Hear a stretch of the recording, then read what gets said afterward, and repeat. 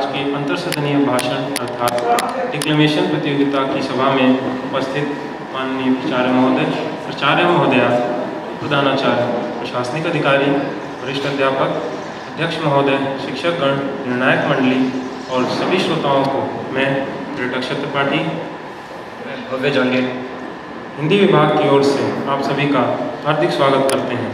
साथ ही सभी प्रतिभागियों को आयोजकों की ओर से बहुत शुभकामनाएं। इस प्रतियोगिता के सभी प्रतिभागियों के नाम और नियम क्रमशः इस प्रकार हैं। प्रथम प्रतिभागी हैं कैडेट दीपेश बस्तोला, प्रवेश संख्या 4157, शिवाजी सदन की ओर से भाषण प्रस्तुत करेंगे। अगले प्रतिभागी हैं कैडेट तपाव्रता नाथ, प्रवेश संख्या 3274, सदन की ओर से नेताजी सुभाष चंद्र बोस का भाषण प्रस्तुत करेंगे। अगले प्रतिभागी हैं कैडेट प्रिंस कुमार, प्रवेश संख्या 4204, शिवाजी सदन की ओर से विवेक का भाषण प्रस्तुत करेंगे। अगले प्रतिभागी हैं कैडेट भूमि गायक पानमेन, प्रवेश संख्या 4225, सदन की ओर से अलेक्जेंडर का भाषण प्रस्तुत करेंगे। अगले प्रतिभागी हैं कैडेट अप्रतिम दे, प्रवेश संख्या 4145, नेताजी सदन की ओर से हिंदी चायवाला का भाषण प्रस्तुत करेंगे। अगले प्रतिभागी हैं कैडेट हिजम सुशील सिंह, टैगोर सदन की ओर से प्रवेश संख्या 4177।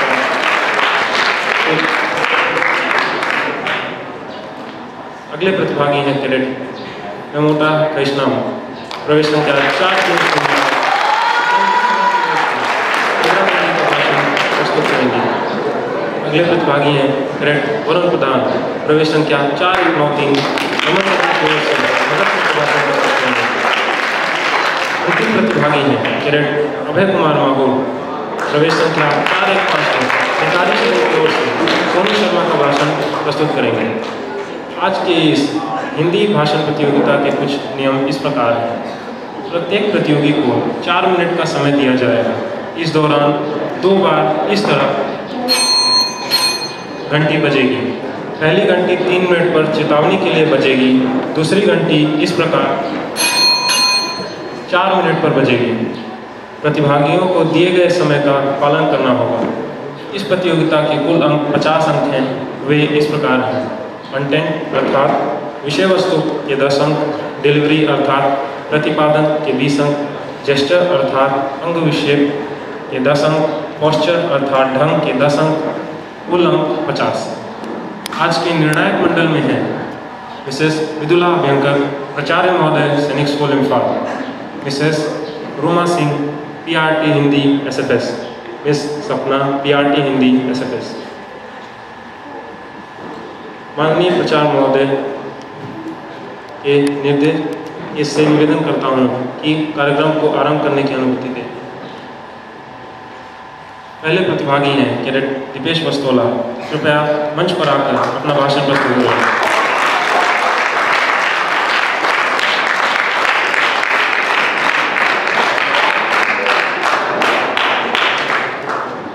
सुप्रभात। सभा में उपस्थित आदरणीय प्राचार्य महोदय, प्राचार्य महोदया, उप प्रधानाचार्य, प्रशासनिक अधिकारी, वरिष्ठ अध्यापक, शिक्षकगण, निर्णायक मंडली और मेरे प्यारे भाइयों और बहनों, आज मैं सैनिक विद्यार्थी कैडेट दीपेश बस्तोला शिवाजी सदन की ओर से इस हिंदी अंतरसदनीय डिक्लेमेशन प्रतियोगिता में हर्षवर्धन जैन का किरदार निभाने जा रहा हूँ। तो चलिए बिना किसी देरी के शुरू करते हैं। आपका ड्रीम तोड़ेगा बेड़ियां। जब कोई इंसान ठानता है तो साइंस दांतों तले उंगली दबाती है। सबसे ज्यादा वजन किसने उठाया? तो लोग जवाब देते हैं जो वेट लिफ्टर होगा उसने उठाया। नहीं, उस माँ ने उठाया जिसका बच्चा मिनी ट्रक के नीचे दब गया था। सेकेंड्स लगे और उठा दिया मिनी ट्रक को। साइंस के पास जवाब नहीं है। क्यों? ठानना पड़ेगा का फॉर्मूला न केमिस्ट्री, बोटनी, बायोलॉजी, जोलॉजी, नहीं अर्थशास्त्र में है। ठानना पड़ेगा का फॉर्मूला दुनिया की किसी किताब में नहीं है। विज्ञान कहता है 9 डेसिबल से ज्यादा दर्द अगर एक इंसान को हो जाए तो मर जाता है, पर एक गर्भवती माँ अपने बच्चे को जन्म देते समय 12 डेसिबल तक का दर्द सह जाती है। जवाब नहीं है साइंस के पास। ये कैसे संभव है? ये कैसे हो सकता है? अविश्वसनीय। हम कह रहे हैं ना ठानना पड़ेगा का उत्तर अगर पूरी दुनिया में किसी के पास है तो भारतीय दर्शन के पास है और दुनिया की किसी मैथमेटिक्स में नहीं है। ठानने से वो हो जाता है जो हजारों हजारों सालों से साइंस ना देख पाई। एक लात किसी के कई सालों पहले साउथ अफ्रीका में मारी गई थी। किसी को ये नहीं पता था ये लात कितनी भारी पड़ेगी कि वो आदमी ठान लेगा। तुमने मुझे ट्रेन से लात मारा है, मैं मेरे देश से लात मारूंगा। ठान लिया जिंदगी में। जब ड्रीम जागता है, जब डिसीजन की पावर जागती है, जब डेस्टिनेशन पुकारता है, तब अंदर से कुछ ठानना शुरू होता है। रात के 2-3 बजे उंगलियों में खून आ जाते थे सचिन तेंदुलकर के ठंड में प्रैक्टिस करते समय। ये किस्सा किसी ने नहीं देखा, सारी दुनिया को सिर्फ फिनिश प्रोडक्ट पता है। क्रिकेट का भगवान सचिन तेंदुलकर बना कैसे, रातों प्रैक्टिस ठान के। अमिताभ बच्चन 400 करोड़ माइनस, अर्थ से सीधा फर्श पर, फिर जिंदगी में ठाना, फिर उठ खड़ा हुआ। जो ठानने की फिलॉसफी है ना, ये अगर बेचने वाले को पता चल गई तो बहुत आगे जाते हैं। ठान सकते हो, ड्रीम देख सकते हो, अरे क्योंकि काम कारण के बिना नहीं होता।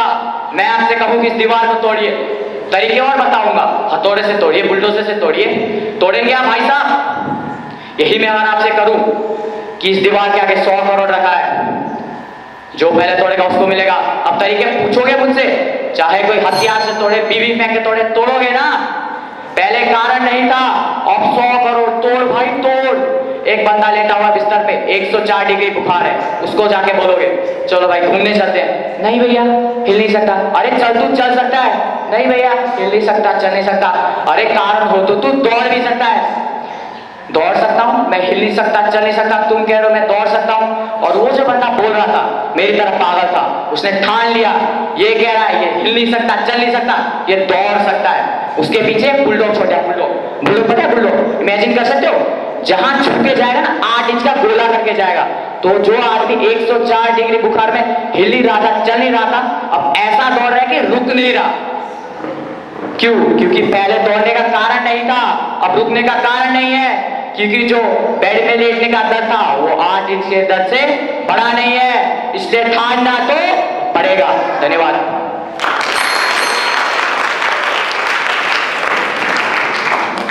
अगले प्रतिभागी हैं कैडेट तपाब्रता नाथ, कृपया मंच पर आकर अपना भाषण प्रस्तुत करें।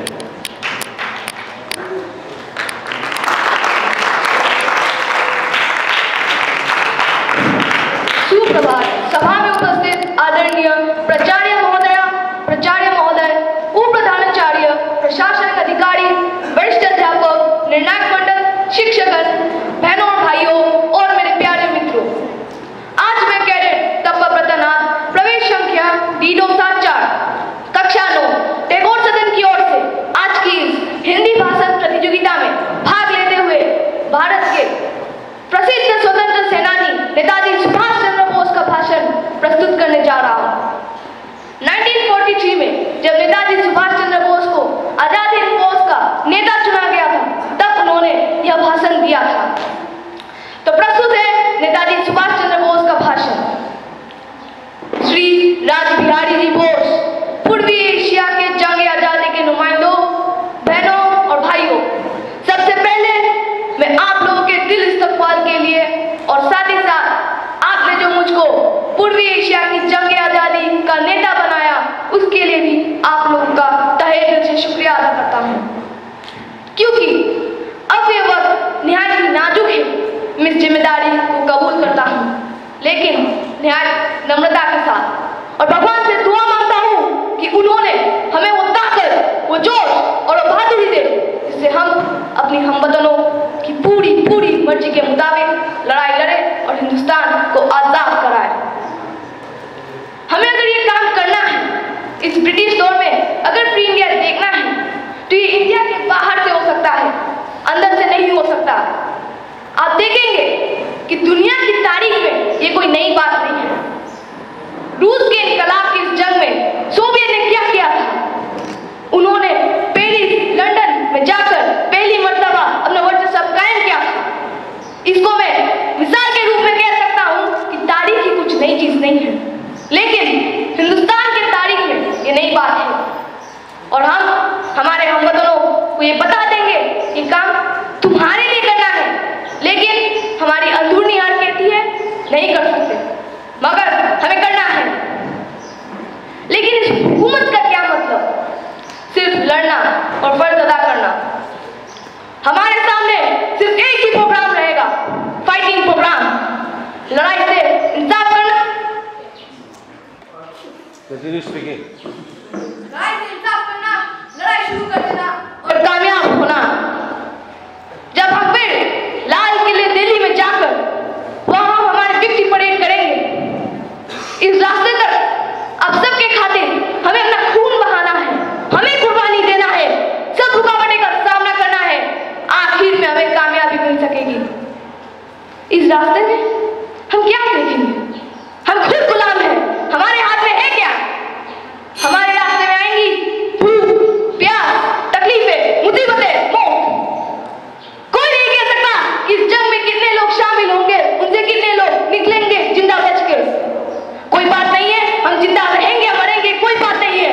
बात यही है, आम बात यही है कि आखिर में हमारी कामयाबी होगी, हिंदुस्तान आजाद होगा। जय हिंद, धन्यवाद।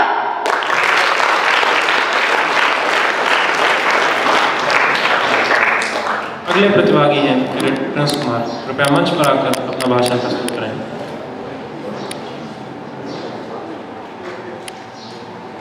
सुप्रभात। सभा में उपस्थित प्रधानाचार्य, उप प्रधानाचार्य और निर्णायक मंडलिका, और मैं आप सभी के सामने एक श्री विवेक बिंद्रा का एक भाषण देने जा रहा हूं, जो कुछ इस प्रकार है। मुझे आज भी एक छोटी सी कहानी याद आती है। 16 साल का एक लड़का पाकिस्तान के खिलाफ बल्लेबाजी करने उतरा। नाम था सचिन तेंदुलकर और 150 किलोमीटर की स्पीड से गेंदबाजी होती थी और 15.5 साल का लड़का टेस्ट क्रिकेट मैच खेल रहा था और बल्लेबाजी कर रहे थे नॉन स्ट्राइक पे नवजात सिंह सिद्धू, और वो कह रहे थे कि ये 15.5 साल का लड़का टेस्ट क्रिकेट में नहीं खेल पाएगा और कह रहे थे कि ये लड़का इस काबिल के योग्य नहीं है जो इस क्रिकेट के मैच में आके खेल जाए। और गेंदबाजी कर रहे थे इमरान खान, वाकर हुसैन और आकिब जावेद। 5-5, 6-6 फुट के लोग, 2 फुट का हाथ, ऐसा लग रहा था कि सर के ऊपर से बॉल आ रही थी। और नॉन स्ट्राइक से सिंधु कह रहे थे कि ये लड़का आज मर जाएगा।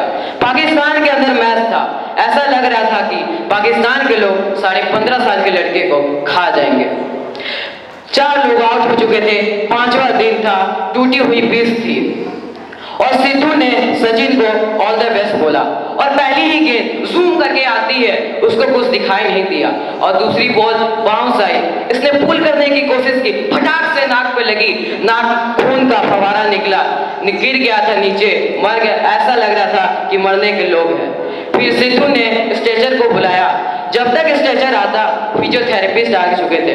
कहते हैं कि फिजियोथेरेपिस्ट के बाद सिर्फ 2 चीजें होती थी, एक सेराडोन और एक आइस बॉक्स। सेराडोन को मुंह के अंदर डाल देते थे और आइस बॉक्स लगा देते। उस जमाने के अंदर तो ज्यादा टेक्नोलॉजी होता नहीं था, तो इसीलिए यही इलाज करना पड़ता था। नाक फट चुकी थी, शर्ट लाल हो चुकी थी, नाक फट चुकी थी, शर्ट लाल हो चुकी थी। 5वां दिन था और सिंधु कहता है जब इसको स्ट्रेचर पे लिटाने लगे तो कहता है मेरे कान में एक आवाज आई, मैं खेलेगा। मात्र 15 साल का लड़का इमरान खान को फेस करता है, नाक पे पट्टी बांध के मैदान पे उतरा और ये इमरान खान अपनी अगली बॉल कराता है और ये सचिन तेंदुलकर 2 कदम आगे आके फटाक से इसी गेंद को 4 रन के लिए बाउंड्री के पार पहुंचा दिया। ये वही लड़का है जिसे थोड़ी देर पहले नाक पे चोट लगी थी, पर फिर भी इस 15 साल के लड़के ने हार नहीं मानी। इसलिए हर एक आदमी सचिन तेंदुलकर नहीं हो सकता, क्योंकि वो जो मेहनत के पीछे ऐसी की तैसी है साहब, वो हर कोई नहीं करवाता। इस मुकाम पे पहुंचने के लिए आपको ऐसी मेहनत करनी ही पड़ती है, तभी तो इन्हें सचिन तेंदुलकर कहा जाता है। धन्यवाद।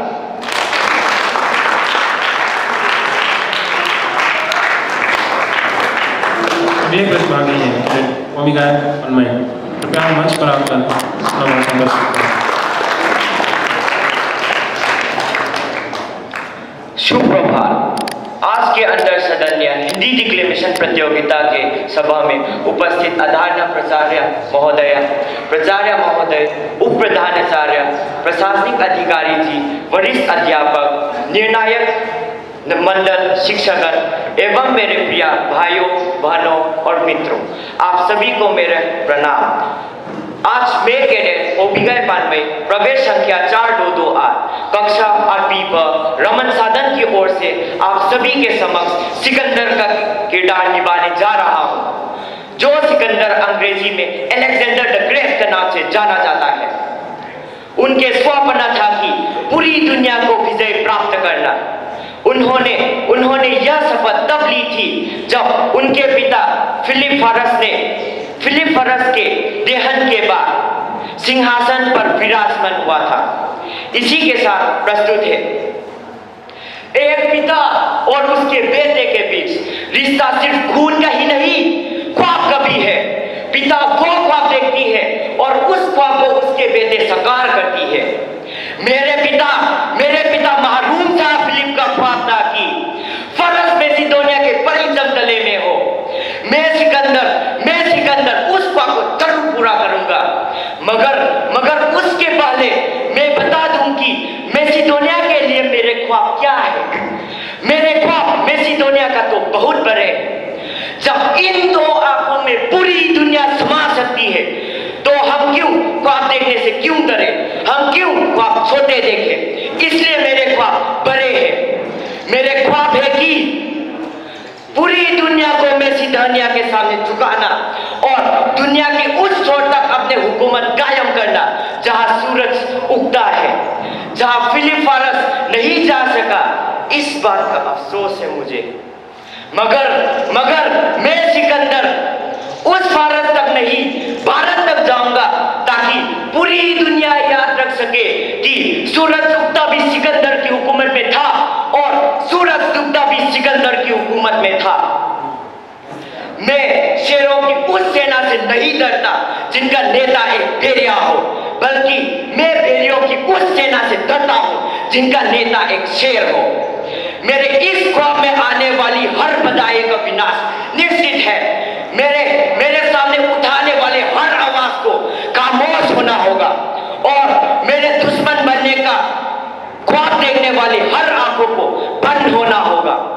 इतिहास के पन्ने पर एक नया मैसिडोनिया लिखा जाएगा। इतिहास के पन्ने पर एक नया मैसिडोनिया लिखा जाएगा जहां हर नागरिक सर उठाकर जिएगा, जहां हर नागरिक सर उठाकर जिएगा। इतिहास अपने पन्ने बदलते हैं, इतिहास अपने पन्ने बदलते हैं, मगर हम मैसिडोनियंस अपने पन्ने नहीं बदलेंगे। मैं सिकंदर मैसिडोनिया को सबसे बड़ी ताकत और सबसे बड़ी हुकूमत बनाऊंगा। ये मेरा वचन है, ये सिकंदर का वचन है। धन्यवाद।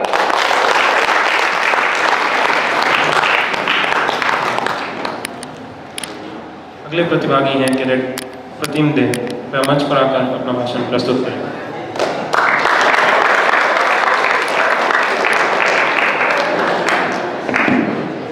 सुप्रभात। सभा में उपस्थित आदरणीय प्रधानाचार्य, प्राचार्य महोदय, प्रशासनिक अधिकारी, वरिष्ठ अध्यापक, शिक्षकगण, निर्णायक मंडली एवं मेरे प्यारे मित्रों, आज मैं कैडेट अप्रतिम प्रवेश संख्या 4145 नेताजी सदन की ओर से आज का अंतर सदनीय हिंदी भाषण प्रतियोगिता में MBA चायवाला का एक प्रसिद्ध भाषण प्रस्तुत करने जा रहा हूँ। तो मेरा भाषण कुछ इस प्रकार है। मैं क्या बोल रहा हूँ, लाइफ में कुछ भी करो ना तो ऐसा करो कि तुम जैसा कोई ना हो।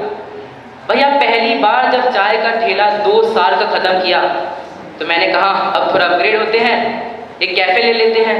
तो जहाँ मेरा चाय का ठेला था उसी के पीछे एक दुकान ले ली। अब वो दुकान बड़ा सा गंदा सा पुराना सा शोरूम था।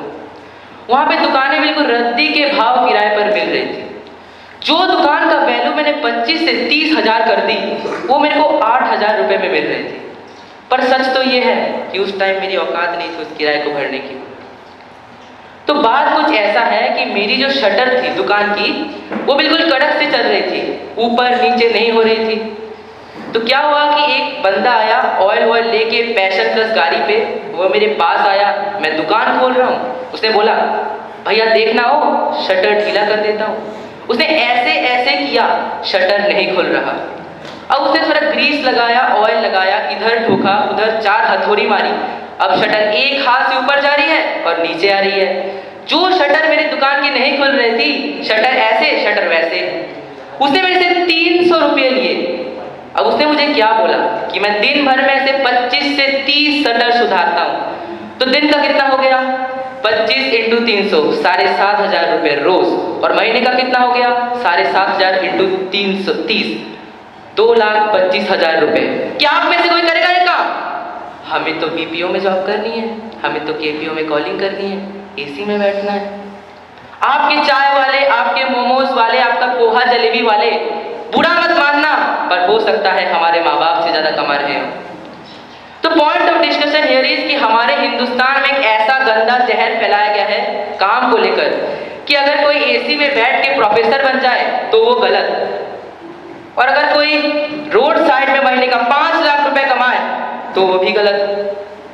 तो मैं हिंदुस्तानी लोगों को एक नया जीव और ब्रिज डालना चाहूंगा कर्म को लेकर, जो कृष्ण कह के गए थे कि कोई भी काम छोटा नहीं होता, काम तो काम ही होता है। मैं आपको एक बहुत अच्छी चीज बताता हूँ। When you know you don't know, you have better chances of learning। मुझे पता था कि मैं फेसबुक नहीं बना सकता, मैं एप्लीकेशंस नहीं बना सकता, वेबसाइट क्रिएट नहीं कर सकता, पर अपने को आती है चाय बनानी। आपको भी कुछ बनाना आता होगा। हर किसी में एक सुपर पावर होता है। मेरे को चाय बनाना आता है तो मैं बना रहा हूँ, मैं उसमें बाप बन रहा हूँ। अरे आप अंडरगारमेंट्स बनाइए, कोई चौकी का बाप निकालिए। I am telling you, try to give yourself a time of 7 to 10 days। Try to find yourself.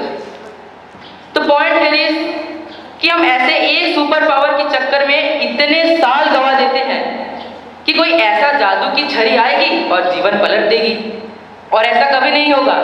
अगर आप किसी चीज में 2 साल वेस्ट कर रहे हो ये सोच के कि मैं क्या करूं और क्या ना करूं, और अगर उसके वजह आपने आपका मन पसंद का कोई भी चीज पकड़ लिया, तो आपका जीवन का किस्मत का ताला जरूर खुलेगा। और कब खुलेगा? जब आप पकड़ोगे और करोगे तब। आखिर में मैं बस यही कहना चाहूंगा, आप बस अपना मेहनत पे फोकस कीजिए। धन्यवाद।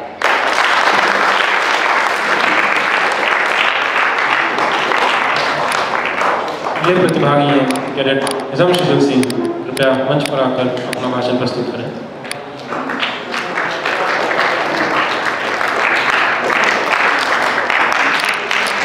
एकता के बिना जनसंख्या की ताकत नहीं।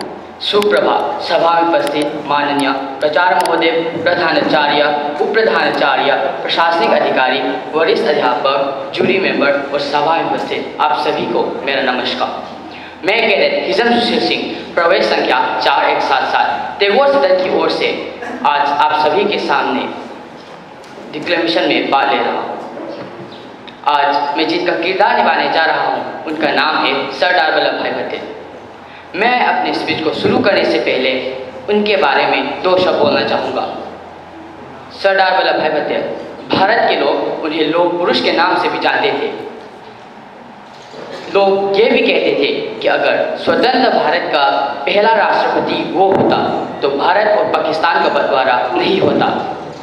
स्टैच्यू ऑफ यूनिटी विश्व की सबसे बड़ी प्रतिमा उनकी ही है। तो चलिए शुरू करते हैं।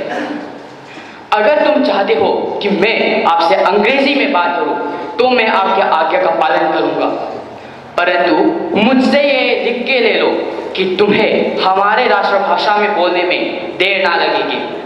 अगर तुम ऐसा नहीं करते हो तो तुम अपने देश को पीछे की ओर खींचोगे। हमें आगे बढ़ने के लिए अधिकतम प्रयास करना होगा। जब तक तुम ऐसा नहीं करोगे मुझे डर है तुम्हें दुख होगा। लंबे संघर्ष के बाद देश को आज़ादी मिली है, लेकिन यहाँ उस तरह की आज़ादी नहीं जो हम चाहते थे। यहाँ उस तरह की स्वतंत्रता नहीं जैसा देश चाहते थे। अब उनके जाने के बाद हमें तपस्या करना चाहिए और उस आज़ादी के लायक बनने की कोशिश करनी चाहिए जो उन्होंने हमारे लिए प्राप्त की थी। इसलिए हमें इसे सावधानी से पालना होगा, हमें इसे ठीक से खिलाना होगा, हमें इसे पहनाना होगा और मजबूत करना होगा। जब तक तुम ऐसा नहीं करोगे मुझे डर है, जब तक तुम ऐसा नहीं करोगे मुझे डर है, तुम्हें दुख होगा। अब उनके जाने के बाद हमें तपस्या और आज़ादी के लायक बनने की कोशिश करनी चाहिए। आज हम जो कर रहे हैं उसे इतिहास दर्ज करेगा। आज हम जो कर रहे हैं उसे इतिहास दर्ज करेगा। यदि देश में एकता नहीं होगी तो उसका भविष्य भी नहीं होगा। धन्यवाद। जय हिंद, जय भारत।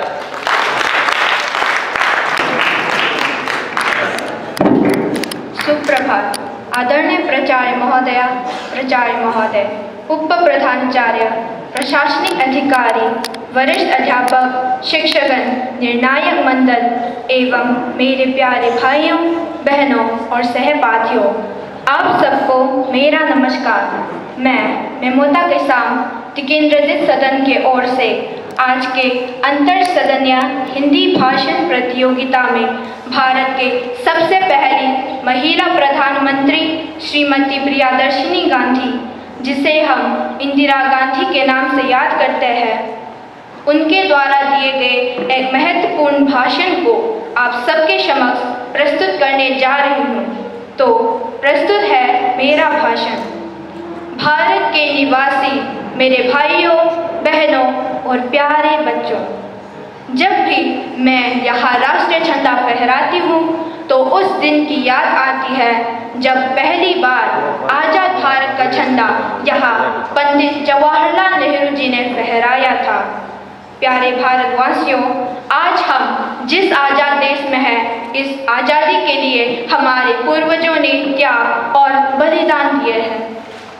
उनके द्वारा दिए गए अनमोल उपहार के मूल्य को समझते हुए ये स्मरण करना चाहिए कि एक देश की ताकत अंततः इस बात में निहित है कि वो खुद क्या कर सकता है, इसमें नहीं कि वो औरों से क्या उधार ले सकता है। हमें अपनी क्षमता को पहचानना है। साथ ही इस बात पर भी ध्यान देना होगा कि क्रोध कभी बिना तर्क के नहीं होना चाहिए, लेकिन कभी कभी एक अच्छे तर्क के साथ क्रोध का आना स्वाभाविक ही माना जा सकता है। यह प्रतिज्ञा लेती हूँ कि यदि मैं इस देश की सेवा करते हुए मर भी जाऊँ, मुझे इसका गर्व होगा। मेरी खून की हर एक बूंद इस देश की तरक्की में और इसे मजबूत और गतिशील बनाने में योगदान देगी। मेरे प्यारे देशवासियों, अगर मैं एक हिंसक मौत भी मरती हूँ तो कोई गम नहीं। जैसा कि कुछ लोग डर रहे हैं और कुछ षड्यंत्र कर रहे हैं। मुझे पता है कि हिंसा हत्यारों के विचार और कर्म में होगी, मेरे मरने में नहीं। मेरे प्यारे भारतवासियों, आप लोगों को हमेशा उन मंत्रियों से सावधान रहना चाहिए जो बिना पैसों के कुछ नहीं कर सकते, और उनसे भी जो पैसे लेकर कुछ भी करने की इच्छा रखते हैं। यह बात भी महत्वपूर्ण है कि लोग अपने कर्तव्यों को भूल जाते हैं पर अधिकारों को याद रखते हैं। देश के विकास के लिए अपने कर्तव्यों का पालन भी करना होगा, तभी देश आगे बढ़ेगा। भारत देश को एक महान देश बनाना हमारा परम कर्तव्य है, यह हमेशा याद रहे। धन्यवाद। अगले प्रतिभागी हैं कैडेट वरुण प्रधान, कृपया मंच पर आकर अपना भाषण प्रस्तुत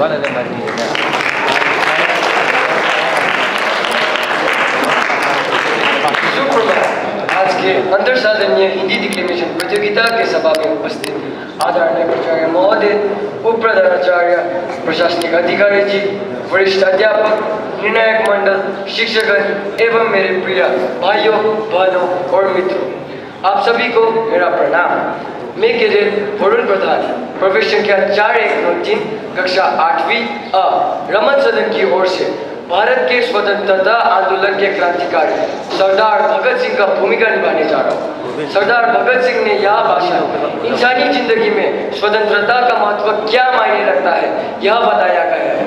तो चलिए मेरा भाषण कुछ इस तरह से। हम बम बनाना जानते हैं, इसलिए उसकी ताकत भी जानते हैं। हमने जानबूझकर अपने बम पर केमिकल्स और शार्पनर्स का प्रयोग नहीं किया था। हमने तो फेंका भी इतना दूर कि किसी को नुकसान भी ना हो, क्योंकि हम इंसानी जिंदगी की कदर करते हैं, प्यार करते हैं, सम्मान करते हैं। हमारा इरादा किसी को मारने का नहीं था, हमारा इरादा सिर्फ बात सुनाना था, और भेड़ियों को बात सुनाने के लिए धमाके की जरूरत है, इसलिए ये बम फोड़ा गया। ये बम एक चेतावनी थी अंग्रेजी हुकूमत के लिए कि यहाँ उनका वक्त खत्म होने को आया है। एक चेतावनी थी असेंबली में बैठे उन लोगों की जो आवाम के साथ गद्दारी करते आ रहे हैं, उसे रोकने के लिए ये बम फोड़ा गया। हमारे देश के असली हकदार ये हमारे किसान, हमारे मजदूर, लेकिन ना सिर्फ उनकी मेहनत को बलपूर्वक से लूटा जा रहा है, बल्कि ट्रेड डिस्प्यूट बिल और पब्लिक सेफ्टी बिल के द्वारा उनसे विरोध करने का बुनियादी हक भी छीना जा रहा है। उनकी पीड़ा और संघर्ष दुनिया के सामने लाना हमने अपना धर्म और फर्ज समझा, इसलिए बम फोड़ा गया। लेकिन हम चाहते हैं हमारे नौजवान, हमारी नई पीढ़ी खुद सीखे कि उन्हें किस तरह का भविष्य चाहिए, सवाल करना सीखे। किसी के पीछे आंख बंद करके चलना भी गुलामी है। हमारे महान नेताओं को चाहिए कि वो आवाम को उपदेश और प्रवचन देना बंद करे और उनके मन की बात सुने। जानते हो मेरी दिल की इच्छा क्या है? मैं चाहता हूं कि मैं हंसते हंसते फांसी पर चढ़ूं, ताकि मेरी मौत से वो मिसाल बनूं जो हर भारतीय के अंदर आजादी के मुखौटे बनकर दिखे, और वो सब भी बिना डरे आजादी के जंग में कूद पड़े।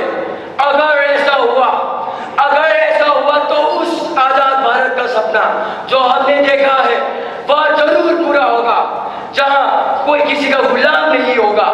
हवा, पानी, फसलें सब पर बराबर का हक होगा। जात पात को लेकर खून खराबा नहीं होगा। हिंदू भाई, मुसलमान भाई मंदिर मस्जिद के नाम पर एक दूसरे को ठेस नहीं पहुंचाएंगे। हर मजहब, हर धर्म, हर जाति के लोग एक ही आसमान के नीचे सुरक्षा की सांस लेंगे। हमारा आजाद भारत सही मायने में सुनहरा भारत होगा। इंकलाब जिंदाबाद, इंकलाब जिंदाबाद, इंकलाब जिंदाबाद। धन्यवाद।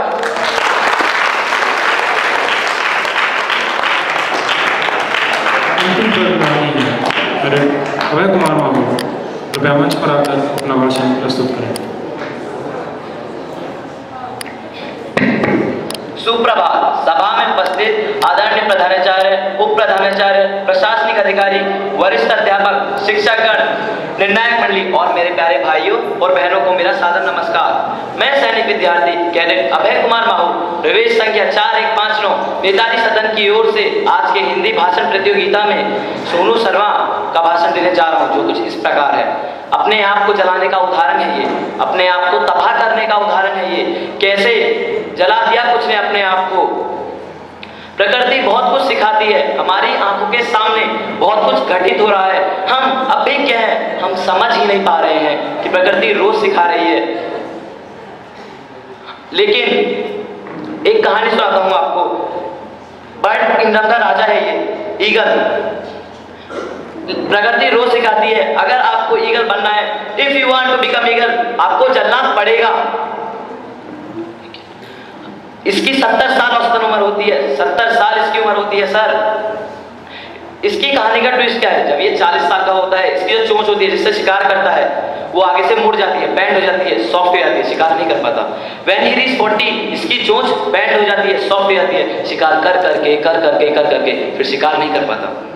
इसके जो पंख है जिससे उड़ता है वह पंख भारी हो जाते हैं, इतने भारी हो जाते हैं कि इसकी छाती से चिपक जाते हैं, इतने भारी हो जाते हैं कि इसकी छाती से चिपक जाते हैं।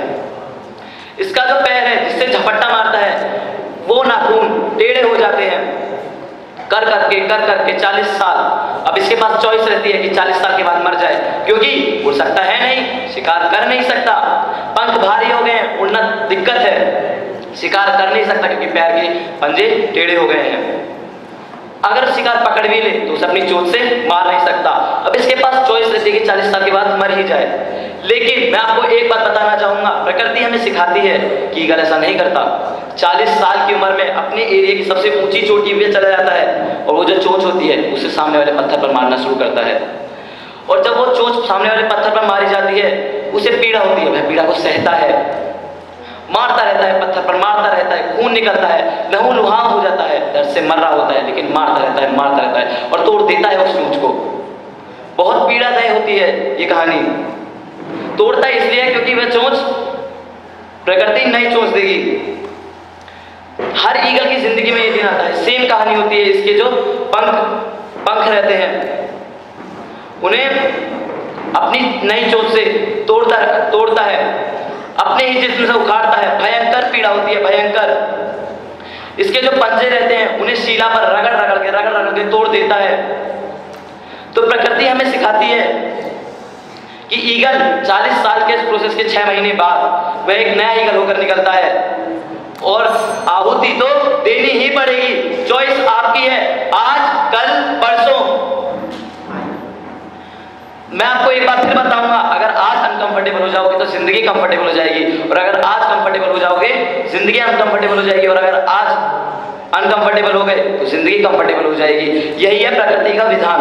धन्यवाद।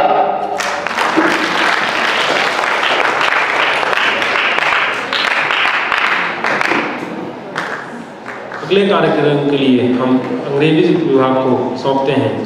हिंदी विभाग की ओर से आप सभी श्रोताओं को फिर से धन्यवाद।